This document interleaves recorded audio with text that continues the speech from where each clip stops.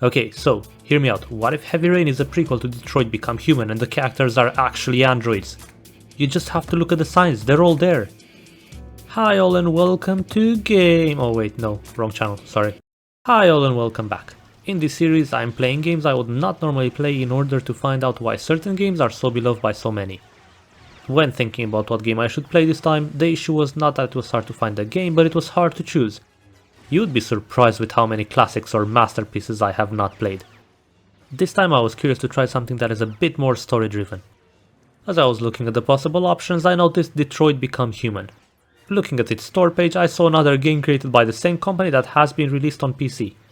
While I did play Fahrenheit: The Indigo Prophecy a long time ago, I never owned the PlayStation 3, so I never played their next game. I didn't actually know that it was released on PC or when it was released, but I thought it would be a great game to try. Now, how about we have a twist for this one? So, personally, I try avoiding using any tools that create AI content under any form. However, for this one, I thought it would be fun to have a dichotomy of Detroit Become Human in a way.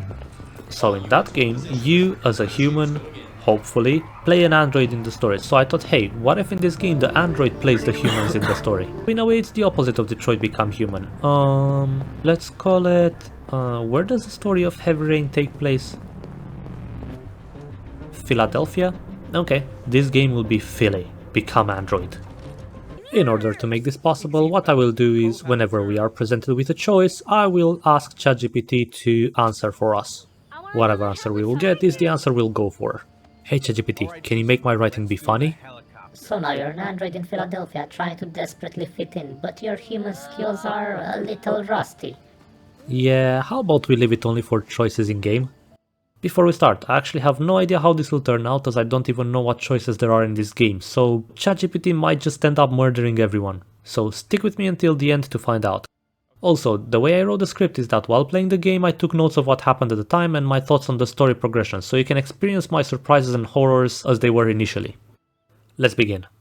We play as Ethan, who desperately needs to drink a cappuccino when he wakes up. You cannot convince me that is an N. I do need to warn you guys. I'm not used to playing on a controller, so I have no idea where the buttons are, so I suck at quick time events. I can only hope this won't be a big issue in the future. Ethan lives a happy life where he is married and has 2 children. The wife comes back from shopping and wants us to take the plates out for dinner. Plates, not grapes, Ethan. Pull yourself together, man. This is a very good example of how I suck using the controller. I had no idea what I was doing wrong here. It should be easy, but the rotating of the stick just didn't want to listen to me. Eventually, though, I did manage to do it, so now it's time to check on the children. First choice of the game, so let's test this out. Okay, ChatGPT, left or right? Let's go with the kid on the left. It'll be a nice way to start things off with one of them and build up to the other. Sure thing. So this seems to work, as I can pause the game at any time to ask ChatGPT.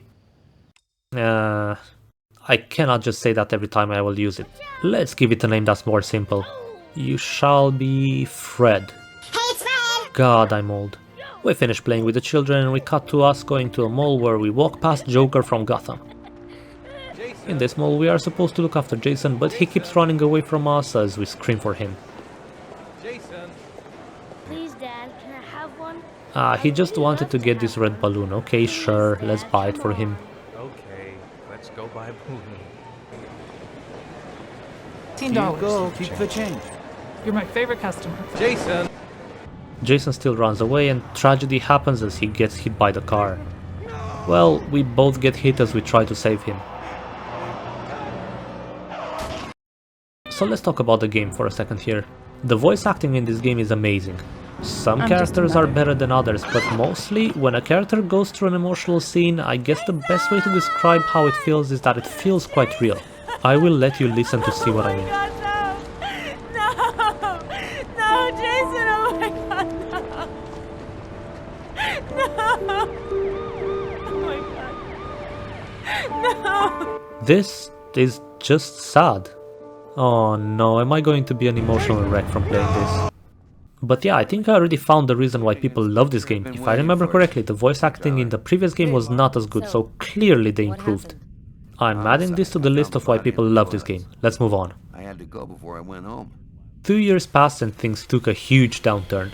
The atmosphere changed completely. In the initial scenes, the colors were so bright with the sun shining, but in this one everything is so bleak. Everyone is still affected by that accident and we are presented to Ethan picking up Sean from school, but they look like they are both going through a lot. So we go home, annoy Sean a bit by turning off his TV and then giving him dinner by microwaving his food for 5 seconds. I'm not exaggerating, look.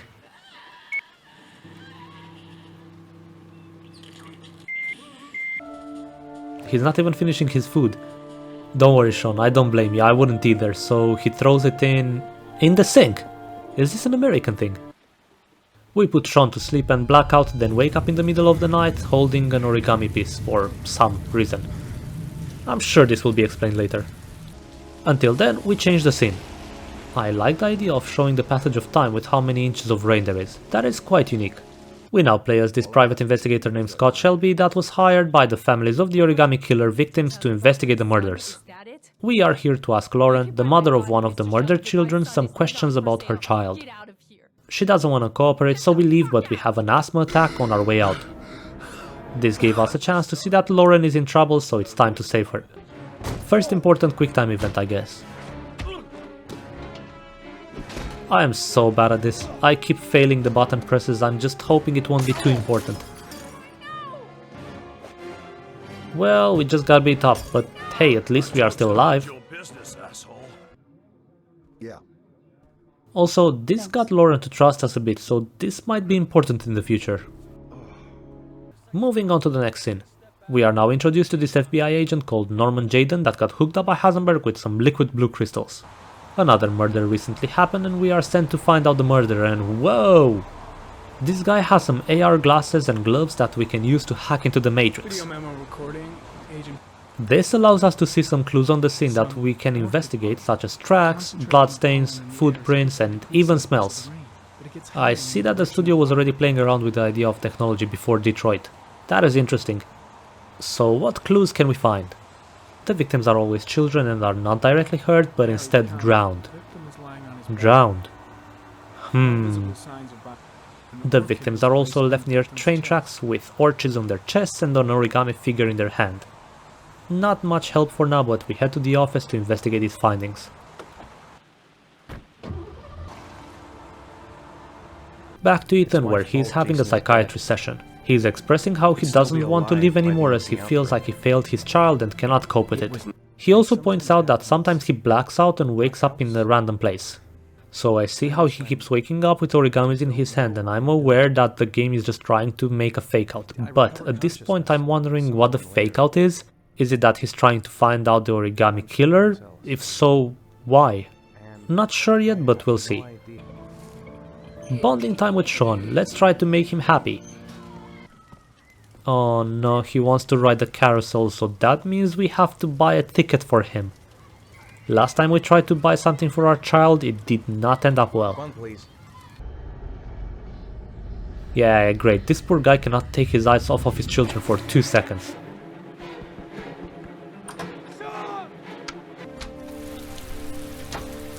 Sean disappeared, so we have a blackout and wake up in the middle of the night on the street again, looking for Sean and finding another origami in our hand. Or is this the same scene as before and there's only one origami? I'm a bit confused. Maybe if we investigate the clues with the FBI agent, things will become more clear. We do need an office to be able to do that.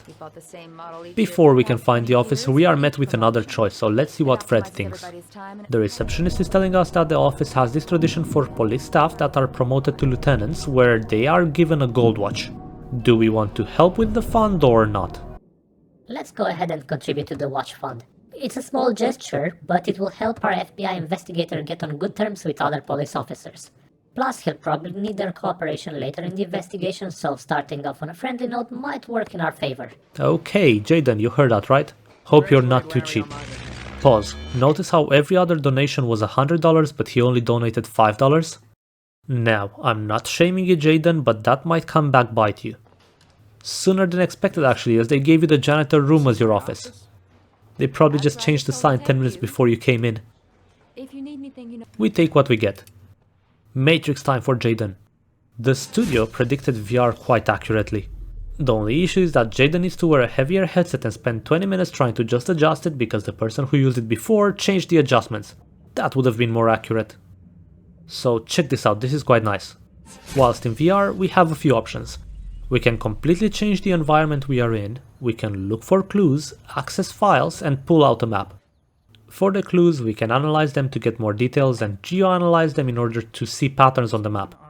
For example, for the origami figures we found, we were able to geoanalyze it in order to find out that the town only has one origami store. For the satellite image, we were able to find out some tire tracks which made Jaden determine that they come from a Chevrolet Malibu 83 model. I quite like this idea. At this point I still feel like this is a misdirection, as all the clues we found were too obviously fitting for Ethan, but I doubt that it was actually him. Having lost your child does not make you a murderer. I was only afraid that they would go for the split personality route, which I really hoped was not the case because that is not an accurate depiction of the disorder. All this hard work made Jaden need some more of the blue stuff, so he wants to take some. Unlucky for him, he is not in control of himself as we decide whether he should take it or not. Well, not we. Fred, what do you think? This feels like a pivotal moment for our investigation. Relying on the blue liquid could hint at a dangerous dependence, and it's quite concerning that he seems to be hesitant about it. Let's choose exit and have him handle this without taking the substance. This might be a struggle, but avoiding it could keep him on a healthier path on the long run. I couldn't have said it better. Looks like he was in control after all, because he just seems to go to the bathroom and take it. He didn't listen to us, Fred. It seems like he felt he had no other choice in that matter. Yeah, okay. Back to Ethan now. He's there to confess, tell the police the story of what happened. What time did you arrive at the park? Try to remember. Do the creators actually expect me to remember all those details? What was your son wearing when he disappeared? I cannot remember how my child looks, that's fantastic. Dad of the year. Guess I'll just choose randomly and hope for the best. The night. This is another heavy scene. The what I assume is now ex-wife meets us at the police station and things are very emotionally intense. Ethan already feels horrible from the death of his first child and blames himself. This caused his marriage to fall apart, and there's a chance that even though his ex-wife does not want to feel that way, somewhere deep in her she also blames him. In the heat of the moment she said something that reinforced Ethan's feelings by pointing out that this is the second time he's losing his child. I will let you experience this. Why did you leave him, Ethan? Why? Wasn't it enough losing Jason? I'm sorry. It's not what I meant to say.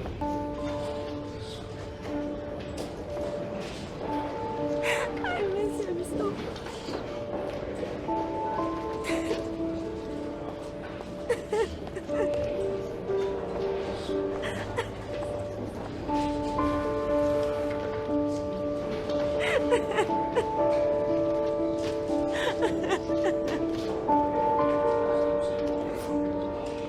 Back to Shelby, the private investigator. No one did anything.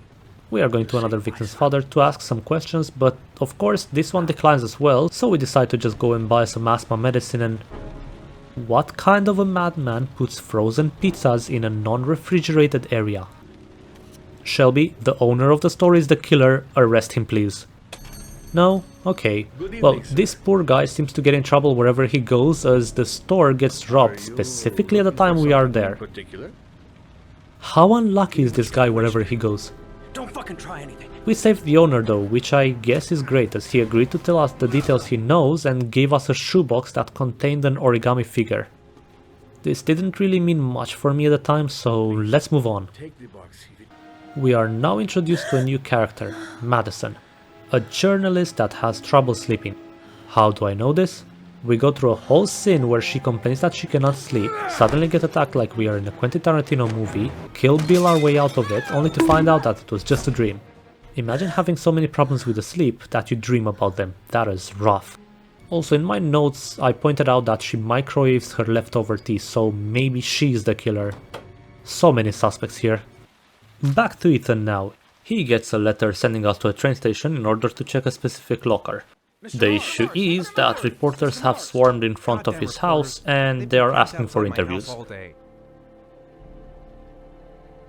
Fred doesn't care though, as he chooses to leave regardless. The lack of car knowledge still haunts me apparently. What car is Ethan driving? Is this the Chevrolet Malibu? I'm wondering if I would have known what car this is, I would have been like, oh, maybe it actually is Ethan. No idea, so let's move on.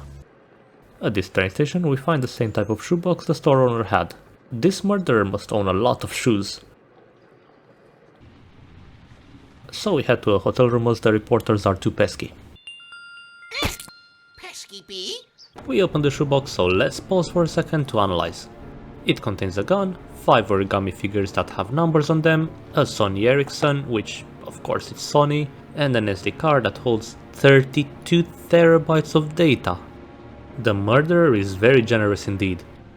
So we insert that SD card in the phone and discover a video of Sean locked in a sort of a drain where rainwater falls. A message is prompted on the phone then asking, how far are you prepared to go to save someone you love?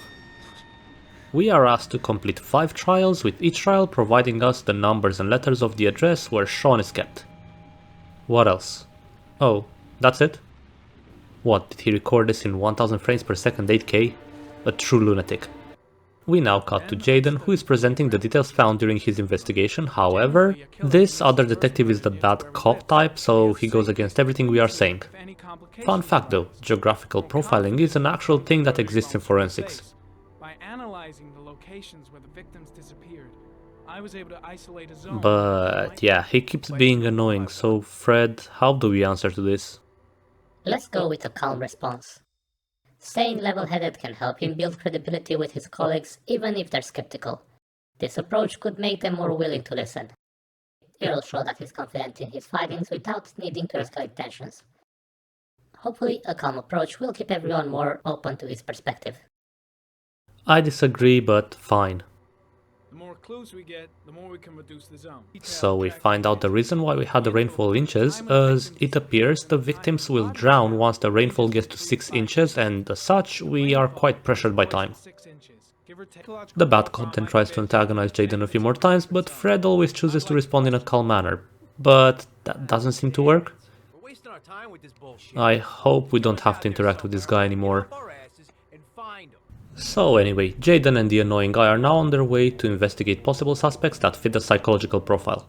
Things get heated up in here as the annoying guy... do I actually have to go back through this footage just for this guy? Let's see. Carter. Right, so Carter gets violent with this possible suspect to the point of physical abuse, which makes the suspect pull out a gun and threaten to murder him. All I will say is that I wouldn't mind if Fred picks the wrong choices here. But it doesn't, as he chooses to try to calm the suspect down. Carter gets to live another day thanks to Fred. Back to Shelby now. He goes to question another victim's family where he spots a child left unattended inside just crying. This gives us a good reason to go inside and check what is happening. We find out a note next to the child that the mother left that leads us to believe that she might have committed suicide. I need to point out another reason why I think this game is great. The music in it. Every song in this game fits so perfectly with the atmosphere. It's an orchestra that plays mostly either slow-paced sad songs or fast-paced adrenaline-inducing ones. They are both used at perfect times to emphasize the scenes, so I want to show you some examples. The moment we pick up the letter, the music intensifies so that as you find out what's happening, you are listening to a song that accompanies the emotions you might be feeling and enhances them perfectly. Oh, Jesus. We will come back to the fast-paced example in a bit, but before we get there we manage to save the mother. This is where we encounter the first boss of the game. This crying child. After we change the diapers and leave the dirty ones right next to them, they are still crying. How inconsiderate. So we are meant to rock the baby to put them to sleep. And this is what I mean by the first boss. You have to do this motion 4 times and succeed every time, otherwise you have to repeat the whole thing. I spent so much on this as I felt the controller just didn't listen to me. Please, please, please, please! Somebody voice it, please! Stop him, please! Stop him! I did find out that the PC port of this game is known to have some issues with its motion, so I fixed it by importing a different controller mapping in Steam. I want to thank the Heavy Rain community for this. Much appreciated. For people who have played this game on PlayStation, were those issues present there as well? So we complete the first boss and go back to the mother. She tells us that after her child got kidnapped, the father disappeared and left the phone in the drawer. A cell phone? This is a big deal as it seems it's the same phone Ethan received, so it might help us find the murderer. Shelby tries to turn on the phone, but the phone is dead. Unlucky, that could have helped a lot. Back to Ethan as we start the first challenge by going into a garage and getting into a car that has been left there for 2 years. These car plates have to give us a clue, right? What can it mean? So it's 620 LFR 20. That means item level 620, looking for 20-man raid. I've got it, I solved it! We get into the car and are greeted by this GPS that takes us to Silent Hill. The car tells us that in order to pass this challenge we need to drive on the opposite side of the road for 5 miles. So while Ethan is driving, I want to come back to a point I said earlier, the music. Whilst we are getting chased by the police, we get this very intense music playing in the background, all the while we have to do these quick time events. It works perfectly. Not only do they use great music, but the creators knew exactly where to start it and where to stop it. I love it. This is definitely a reason people love this game. We escape the police and get sent another video of Sean, and we are sent a few letters for the address. I'm a bit confused at this point by the situation. So the murderer targets specifically male children that are roughly 12 years old. If he had such a pattern, it must mean something, but then why play those games with the parents? We are sure to find that out in the future. Madison is now checked in at the same hotel as Ethan and tended to his wounds. Well, tried, because of course I failed the quick time events and Ethan got upset at me. Thanks for your help, but I think I can take it from here. Back to Jaden and Mr. Annoying Carter, where he has more things to complain about. Fred is still choosing to try to be peaceful with the guys, so we don't do anything bad to him. We do have to chase another suspect that tried to run away, and Carter is the worst detective. He keeps accusing everyone he sees that they are the origami killer. How did this guy make it this far in his career?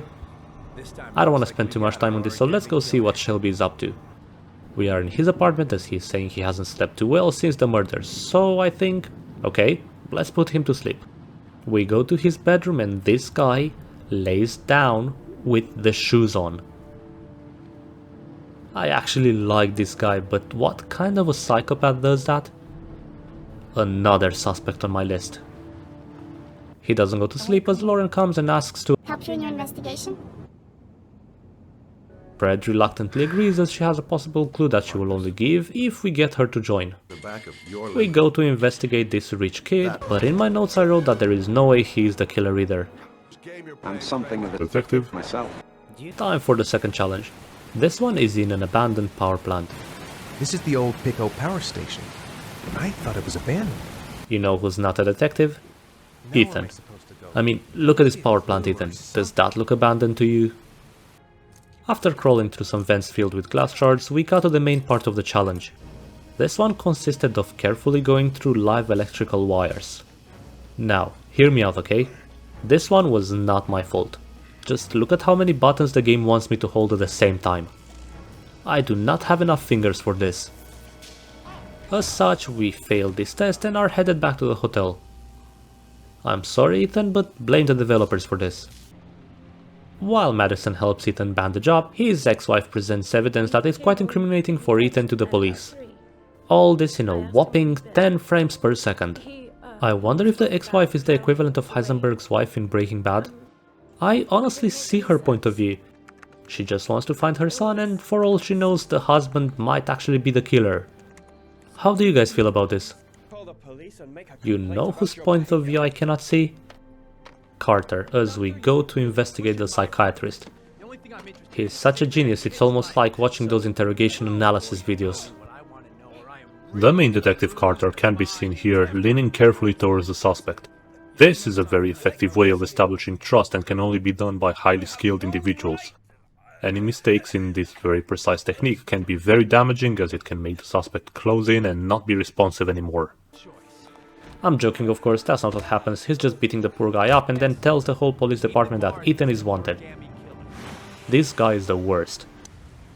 Meanwhile, the rich kid's dad is trying to threaten Shelby whilst playing golf menacingly. But Shelby is too badass to care. Hard-boiled detective style. Let's speedrun through the third challenge, as I actually completed it because all it took was to get Ethan to cut off his pinky finger for daring to try to quit the Yakuza. At this point I was thinking, hold on, if the murderer is actually Ethan, then the only reason why it would make sense, it would be if he wants to do it out of guilt, so he needs to make himself suffer. But that does not explain the other children. Also, each video seems to show Sean closer and closer to the limit of the water, so that means they are recorded after every trial, otherwise it wouldn't make sense. Let's talk about the game for a bit. The game has these moments where the screen splits and you see two different points of views. This makes the game feel like a movie, and it's such a genius idea. This is usually used in scenes that are intense. In this case, Madison goes to warn Ethan about the police wanting to arrest him, and we are telling him we need to escape another way.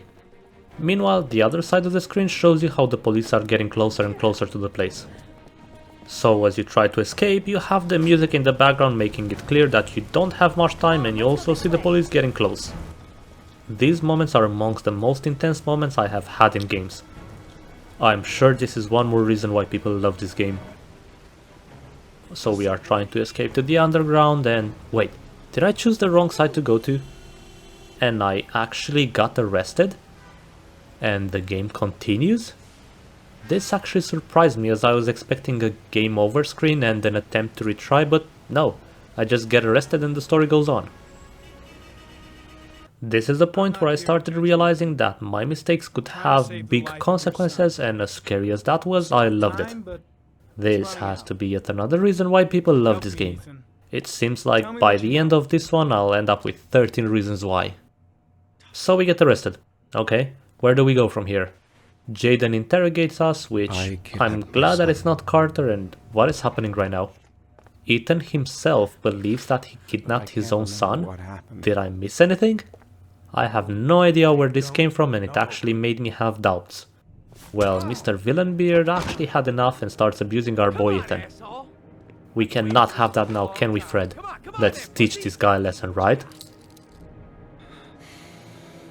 Let's choose to leave. Which side are you on, Fred? Fine, we leave. Let's try to help him from the outside. Before we do that, Jaden needs a break to play Osu.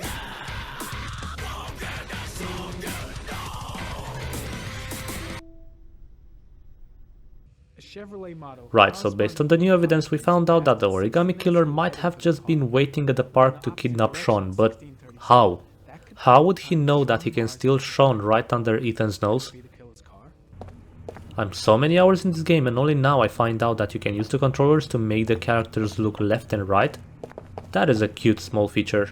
Agent Jaden, are you an android? That is what an android would say. So we escape as Ethan and are back with Madison. Fred, how should we act with Madison? Are you the killer, Ethan? Let's choose confide. By opening up to her, Ethan can share his fears and doubts, allowing her to understand the intense turmoil he's experiencing. Okay, Ethan, you heard that. Time to confide. Wait, what? I guess he also confesses to us, as this is something new. Apparently he has the blackouts, which he knew of, but he says that he also feels like he's someone different, and that the only thing he remembers are the bodies in the water. This is tough right now. As much as I don't want to believe they went for the split personality story, even if he wakes up and sees the bodies, that still means he goes home and not report it to the police. He hasn't told anyone, which is bad, as he believes himself to be the killer but not tell anyone. He just willingly lets the children die. I think my other self is testing my love. Oh, his other self is testing him. Okay, Tyler Durden. At this point I was still feeling like there was something missing. If he was the killer, how would he record and send it to himself if it's all happening in the present as he is doing the challenges? No time to think, we have to go with Shelby to find out what typewriter was used for the letters sent by the killer. Calling in a favor from an old friend. Scott Shelby. Yeah, he barely remembers us. I don't think he'll remember if he had any customers he sold that type of typewriter to. Scott. You keep a record of all your clients? Oh, never mind. He has kept records. You absolute legend. Been a while since Manfred went into his office. I should take a look. Things are going our way, finally. It would be a shame if he disappeared from our eyes for 5 seconds and then comically just got killed. Your call is logged, sir. I will stop here for a second. People who have played this game before, ignore me. People who haven't played this game before, based on the information provided so far, who do you think is the killer? Go on, write a comment and don't cheat. Shelby can wait. Oh my god. Got it? Good. Let's see if you got it right, because for me, I was so confused here. Look, we're running out of time. Why would the killer just randomly be there exactly when this happened? In my notes I wrote that surely the writers of the story thought about this. They didn't just have this guy randomly murdered. But he did get randomly murdered, and now we have to escape before the police arrives and blames us for the murder. So we get caught by the police and blamed for the murder, but little Shelby got another favor up his sleeve and is let free. Thanks, Carter. I owe you one. Lauren still wants to help, even though Shelby thinks it might get too dangerous for her. You're not gonna help me find the bastard who killed my Johnny. I'll do it on my own. Do anything to hold him once again in my arms. Don't worry guys, Fred will be the voice of reason here. Let's choose Caress. Oh no, Fred is losing the plot. It's acting like a fandom trying to ship two characters together because they looked at each other a bit suspicious, so clearly they are in love.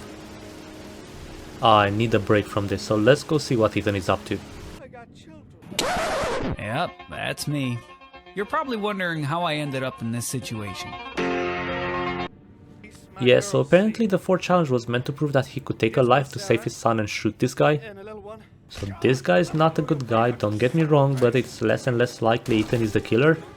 Again, if he was the killer, my thought process was that sure, he might not remember the guy, but if it was his alter ego that knew him, surely the guy would also remember Ethan, no?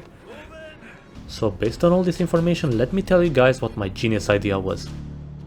I thought I cracked it at this point, so here's my thoughts. It's the psychiatrist. He has to be the killer. The psychiatrist could have induced blackouts for Ethan. That would explain why he had the origami on his desk. Maybe Ethan didn't drop the origamis, the psychiatrist must have just had them. Was I right? I don't know, let's see. But yeah, Fred obviously chooses not to shoot the guy, so let's move on. I'm a father too. We play as Madison, who is such a genius. She actually traced down the person who rented out the place where Ethan cut his finger off. So we go in, alone, for some reason, to ask him some questions. Shouldn't be a problem. This clearly creepy dude is offering a drink to us, Fred. Do we take it? Let's choose no. Given that the doctor is a suspicious character, it's safer to avoid drinking anything he offers. I'm so relieved. No, thanks. Okay, we lie to him and get him to go away for a very few intense moments. Wait here. In these moments, we actually investigate 2 rooms and find out a clue about this guy named Paco. So, great. Let's get out of here before this creepy guy comes back. Let's choose stay. No, Fred, please. Why are you doing this to me? What have I done wrong to you? We are so dead. Yep, the doctor catches us, and because I failed too many quick time events, Madison actually dies. You know what, Fred? Go to your corner and think about what you've done. Let's investigate the lead with Jaden too. Oh no. We failed him as well. I couldn't believe it. I couldn't even blame it on Fred that time. I was actually feeling so frustrated at this point. I failed 2 good characters because of my mistakes, so let's talk about the game for a second. This game really knows how to punish you. You either complete the challenges and choose the right answers, or you suffer through the consequences. No game over screen. You are left to see the consequences of your own failures. This makes the QuickTime events so much more intense, as you know you can actually lose the characters. As frustrated as I was, I had to keep going. It leaves you with the curiosity of what can happen now and how the story will progress without the characters, but let me put it into perspective a bit for the people who have not played it. Imagine you play as Spider-Man and unfortunately Kingpin gets a bit too handsy with Peter's skull, so now you have to defeat the Sinister Six as Mary Jane. Basically that. Let's see where the story will go. We go back to Shelby and cook some raw eggs for Lauren. And she's another genius, as she cross-references the list of people who bought the typewriters with the list of Origami Magazine subscribers, and boom, we found the name, John Shepard. Let's go find him, in a cemetery. Oh, this guy has been dead for 30 years? What is happening? The gravekeeper tells us the story of this young boy who died. Two brothers living in a caravan with an alcoholic father. The two brothers were playing when John Shepard fell into whatever that is and trapped his leg. When the brother tried to go to his dad to help him, his dad refused and the villain was born. Back to Ethan, who is sad in his apartment, but we have to escape as the police is after him, so we do that. Whilst he's heading to the final challenge, we head back to the apartment with Shelby and we are being assaulted by the rich kid's dad, who ties us and Lauren to the car and drops it into a lake. Time to escape, and no, that's not what I wanted. I wanted to reach out to Lauren to wake her up too.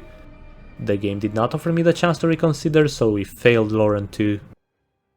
Things are taking a downturn as Shelby is angry and goes on a rampage to the rich guy's house again, where we shoot some of his men and then, I guess, fail and run away?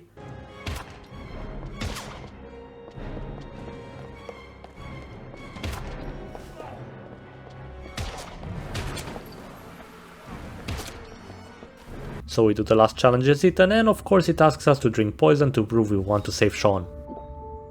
We drink it and the final letters are given to us, but that's not nearly enough to actually know where Sean is held. We have to guess. A restaurant. Goddamn restaurant! Of course, we get the worst ending where Ethan couldn't save Sean, so he puts himself out of his misery and we get this scene with Shelby. At first I interpreted it as him just losing Lauren and giving up, but then he throws the list of people who bought the typewriter and we get this scene. So it was Shelby? Pause. Let's think about this for a second. How can it be the detective? I guess the narrative right now is leading us to believe that the detective is the brother of the kid that died. Fine, but then why would he investigate these murders? To gather back the evidence he left? That is so twisted, it does not line up with all the kindness he showed up until now. He also put himself in danger by investigating the rich guy even though he had absolutely no reason to. This ending left me so unsatisfied and with more questions than answers. I basically failed every major part I could have and learned nothing. Oh, one more thing about the bad ending. As Jaden died, Carter puts his glasses on and is confronted by what I guess is Jaden's consciousness uploaded, so maybe there is something to this idea? Let's roll back a bit to find out more answers. This time, as I knew what was happening, I found it easier to actually pay attention to what buttons to press rather than what is happening on the scene, so we quickly dispose of the doctor and have Madison survive. We then also managed to arrest the suspect who sold the car to the murderer and saved Jaden, so fantastic. Madison finds this new suspect and after things happened, we use some underhanded methods to make him talk and he tells us the name of the person we look for is John Shepard. We got what we wanted and leave. And okay, it is Shelby. It looks like a detective robe and a hat. He was probably a police officer and kept this guy out of prison, so he owed him a favor.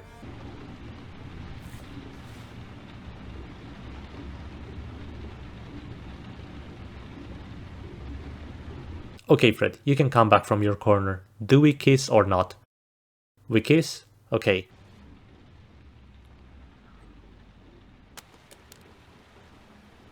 Ethan finds out Madison is actually a reporter, but she says she feels sorry and that her true feelings are that she loves us basically. Fred, Do we reject or forgive? We forgive. Okay then, let's escape and go to the final place. Before that we need to have Shelby go on a rampage in this rich guy's house, and this time I brought all my years of rushing bean dust to. We interrogate him and he admits that his son did commit one of the murders, as he tried to impersonate the origami killer as he thought it was cool. So that's why Shelby is after him, I see now. As we leave, the guy is having a heart attack and we are prompted to either help him or just leave. Fred, you can stay out of this one, as I'm pretty sure you would choose to help him and I just can't. I've never been a fan of those tropes where someone goes on a murder spree and once they reach the person they wanted to murder, they suddenly become forgiving. Bye, guy whose name I cannot even remember. Madison found out that the mother of John Shepard is still alive, but she's struggling with Alzheimer's, so we don't really get too much out of her at first. What a lovely... Come closer. We manage to refresh her memory and she drops this huge revelation that... Oh, you don't want to tell us, you only want to tell Madison? Okay, keep your secrets then. Back to Jaden, where he also has to analyze the new clues on his side. I think I analyzed too much. I'll admit, guys, for this one I actually just restarted the level as I needed to see the story with Jaden still alive. The murderer has a golden watch on his hand. The same golden watch we saw at the beginning of the game. This is a strong lead that the murderer is part of the police force. Combine this with the gun that we found that could only have been attained by a police officer and it became clear. Now, Jaden did have a moment where he just wanted to blame Carter for it, and as much as I wanted that as well, it's more important to actually find the murderer. So now that we know that, we combine it with the knowledge of the radius he lives in because of the 2 gas receipts we found, and boom, we found the murderer. He owns a warehouse on the docks. Shelby decides to send Lauren away with a kiss, burn the evidence again and head off. Madison then comes to Shelby's apartment only to find out that he is indeed the origami killer, so Shelby comes back to the apartment and burns it down, so we have to escape with Madison in an Indiana Jones style.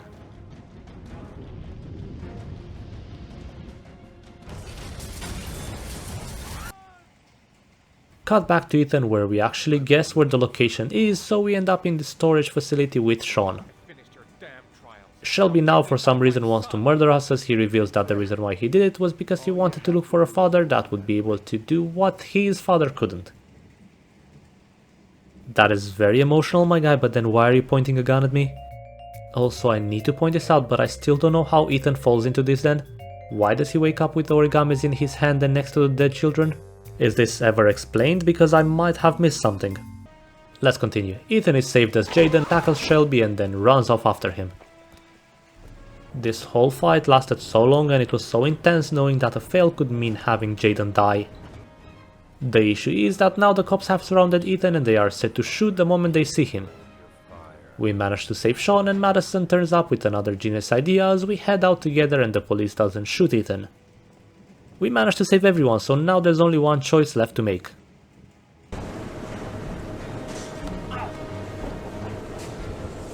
Save me. Please, save me. Fred, will you do the honors? Let's choose to let him die. Reasoning. The origami killer has shown a complete disregard for human life, taking innocent children as pawns in a twisted quest to father's love. This choice brings closure to the pain he has caused, allowing the families, including Ethan, to find a sense of justice and peace. Well, out of all the options the AI took, this one surprised me the most. From what I could see, they usually go for the most moral choice. Shelby, if you made even Fred want you to die, you know you deserve it. Happy ending time in a way. Lauren is rightfully disturbed by what happened. Ethan is redeemed and together with his new family, he moves into a new place to start a new life. Norman Jaden. As for our boy Jaden, he is deemed a hero, gives up on the blue crystals and then starts seeing VR without having the glasses on. You know, I said this as a joke, but there is actually a chance that this is basically a prequel. Is he meant to be like a first android? I need some game theorists for this one. And we finished, so what do I think of the game?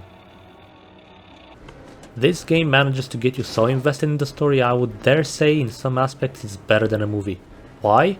Well, in a movie you are a passive observer and just experience what the writer wanted you to, but in this one you play an active role in how the story turns out.